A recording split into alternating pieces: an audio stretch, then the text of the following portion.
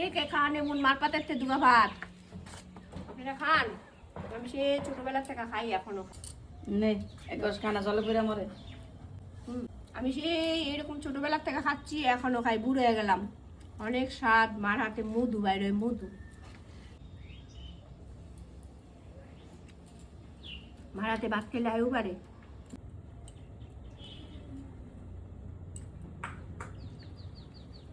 এক পদ তরকারি নিয়ে আইছি বাপের বাড়ি, আর কত কিছু ওখানে খামো দেখেন। এই ঘুরে ফিরে লাভ আমারই, বুঝছেন? মার কি দেখো,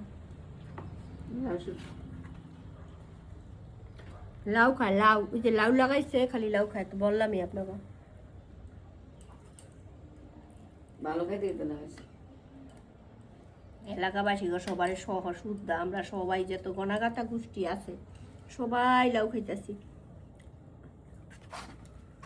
বিন্দার বাবাই আগে মুখ লাগাইলে বাবা পুরো এলাকা সবাই দিছি লাউ। দেখছেন কোনোদিন কড়াইতে ভাত রান্না করতে? এই যে রাহেন দেখাই, এই যে দেখেন,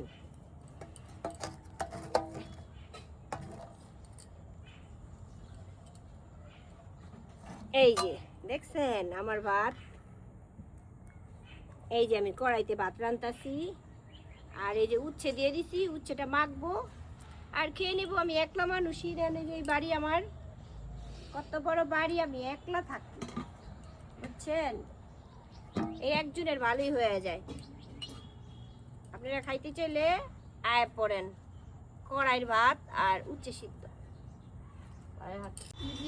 না না, ওই ছেলে মেয়ের মামি লুডুস দিয়ে আসছে, ওইটা খাচ্ছে ছেলে মেয়ে। দিদি পড়ে ঠড়ে গেলে আমার কোনো দায়ী নেই কিন্তু। তোমারই দায়ী, তোমার দায়। তোমার দায়ী। ওই যে মায়ও বলছে তোমার দায়ী।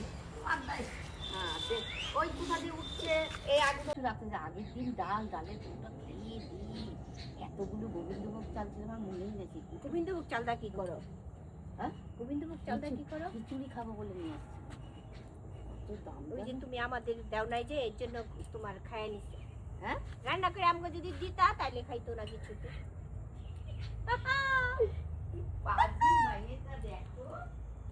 আমাদের না দিলে ওরমই হবে।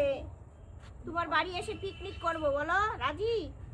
তুমি হ্যাঁ, তোমার বাড়ি এসে পিকনিক করব, রাজি আছো? এরকম একটা বাড়ি হলে ভালো হতো বন্ধুরা, যদিও এটা আমার বাড়ি না, এটা এই যে এই মাসির বাড়ি। আর হলো আমার বাপের বাড়ির পাশে, যে আমার মায়ের কাছে লাউ খায়, লাউ খায়, লাউ।